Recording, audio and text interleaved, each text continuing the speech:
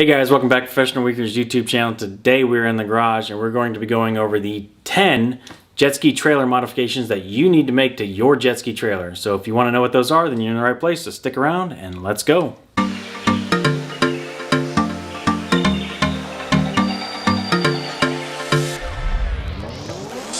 Alright guys, so we got 10 jet ski trailer modifications that you need to make to your jet ski trailer pretty much as soon as you buy it. So we're going to go over what I've done to my jet ski trailer, as well as 2 modifications that I haven't yet done, but that I plan on doing at some point.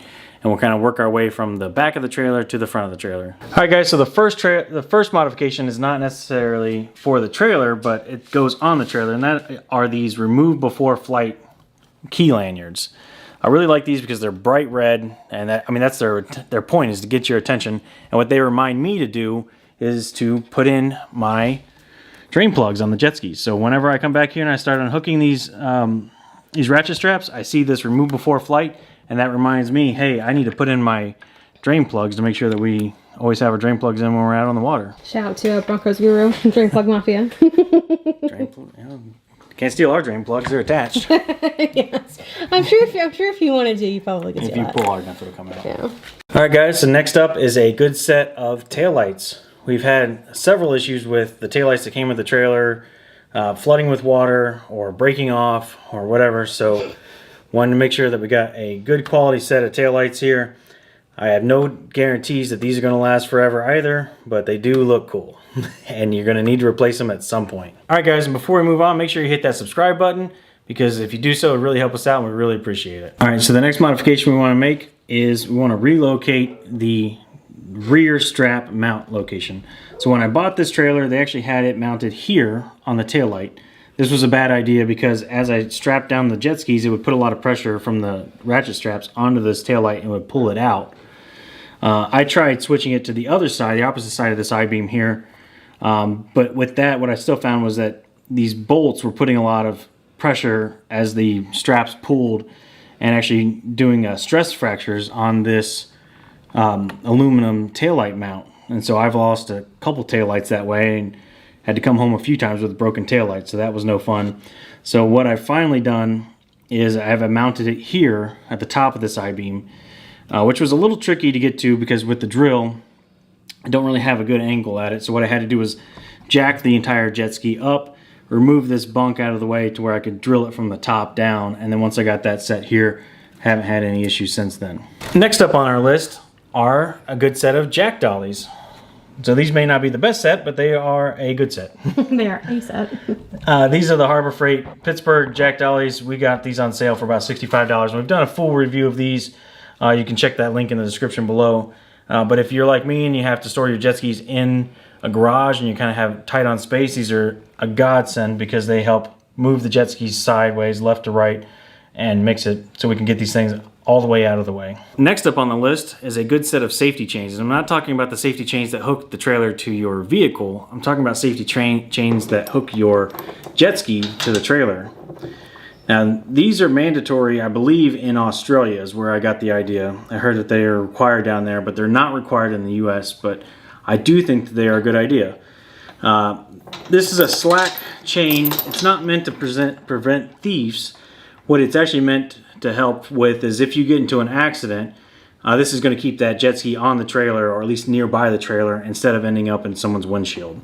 So basically it just wraps around the trailer and then up through your center eye hook here, and we make sure that we apply, that these are attached every time that we're going to take the trailer down the street. Next up on our list is a good quality center bunk. So you can see I've got my center bunk here.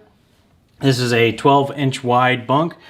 I highly recommend spending the extra money on getting a wider one. We see people with 6-inch wide ones all the time. The 12-inch is definitely what you want because it's going to provide that extra stability when you're getting on and off the jet skis. Makes it super easy to climb up on these things. And especially when you're at the dock, having it carpeted, no slip. And this is really simple modification to make. This is a 12-foot long board. It's a 2x12 by 12. So I just bought it directly off the shelf, and it actually fits on exactly perfectly. I didn't even have to cut it or anything. I did get some extra trailer bunk mounts underneath, and that's how I've got it mounted here. I call it a center bunk, but you could call it a gangplank, whichever one you want to use.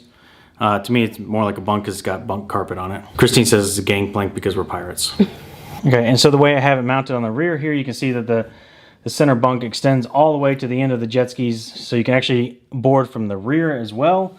And because I have a center light here, I had to put a small 2x4 to hold it up and take the bunk mounts to either side of that light, even though this light doesn't work. It's never worked since I bought the trailer. But yeah, just basically trailer bunk mounts hold this thing up and it works really great. And as you can see, it holds my entire weight, makes it super easy to walk. You don't have to worry at all about where you step because basically with it being 12 inches, it's impossible for me to get my foot somewhere where the bunk is not. And when you're at the ramp, you need to hop on your jet skis. It's one simple step. You're right on there. The next modification is actually a non-slip pad, and I've installed that right here on this aluminum bar. So this gives you a good place to put your foot when you're kind of stepping up onto the gangplank here. Make sure that you don't slip, especially when these things get wet. They can be very slippery. So just a couple non-slip stickers there have worked really well. And for the final modification that I have on my trailer, this is a swing arm. So I had this factory installed, but it's really not that hard to do yourself. Basically what it does is it allows the arm of the trailer to swing out of the way, and then that gives me an extra 2.5 feet, in this case, to fit it here in my garage. When they installed it, they probably could have even installed it a little bit further back, and I probably could have got closer to 4 feet of additional space. But this is the way that they did it for this trailer. So, but either way, this thing has been great. I love that the whole jet ski trailer fits in the garage and it's out of the way. You don't have to worry about the elements or anybody messing with it. Our HOA is happy about it. It needs to be in the garage, so works out really well. All right, guys, so that covers all the modifications that I have made to the trailer. Now I got 2 other modifications that I want to make to the trailer, and I probably will very soon. So number 1 is I want to replace this jockey wheel. This is the one that came with the trailer. It's not a very good quality one. It has a lot of trouble rotating it. I haven't taken the best care of it either, and it's got quite a bit of rust on it. I'd like to replace it with a very nice aluminum one from Fulton. They make some great ones I've heard good things about.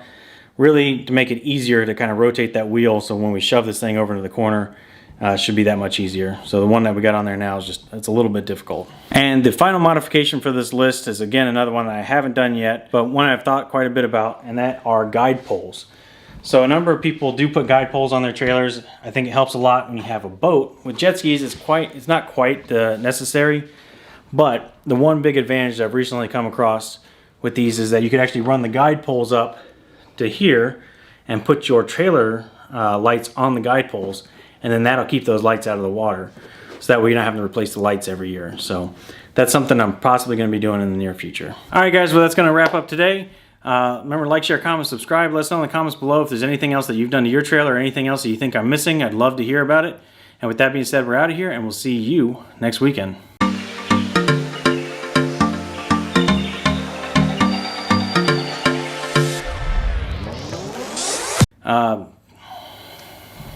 Okay. You messed up your outro. Yeah. Yeah. There's no slick, no Slip. Cut. Yeah. I call it a center bunk, but you can call it a gangplank. All right, go ahead.